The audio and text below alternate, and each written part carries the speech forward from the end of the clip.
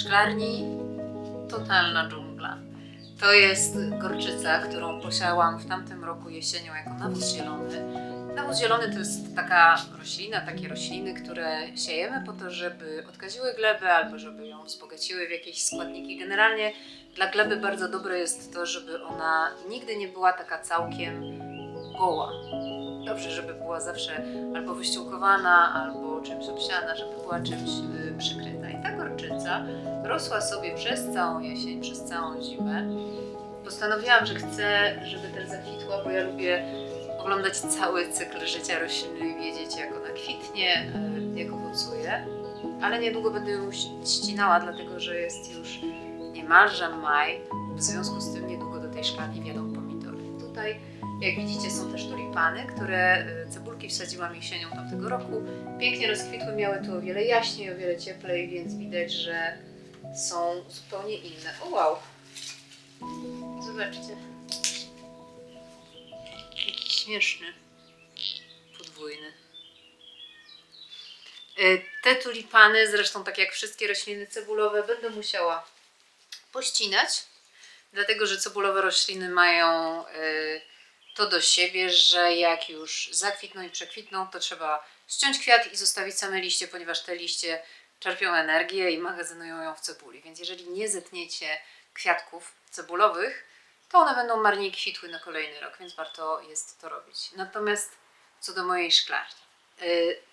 Był tutaj ten nawóz zielony. Co ty masz, kleszcza? Nie, jakieś śmieci. Był ten nawóz zielony w ramach takiego eksperymentu, który ja zrobiłam. No, to nie jest kwiatek dla pieska. No, już. Tak? Dobrze. Idź, bo wywalisz zaraz wszystko. Bajka, idź. Idź, uparciuchu.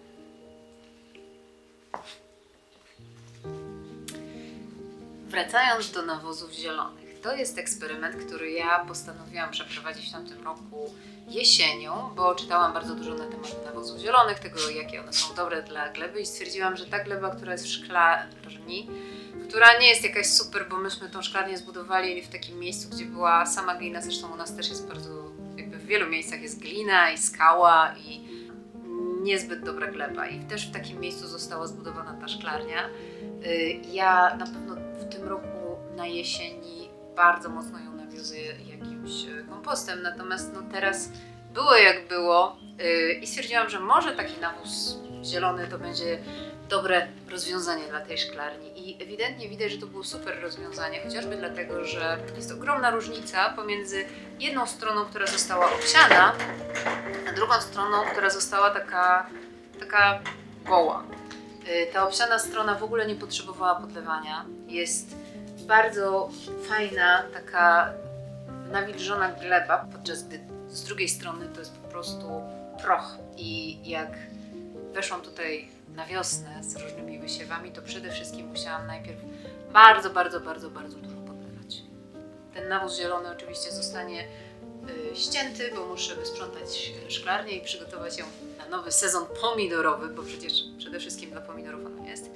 Ale fajny był to eksperyment i myślę, że w tym roku pod koniec sezonu w wielu miejscach też wysieję taki zielony nawóz, bo jest po prostu bardzo dobry.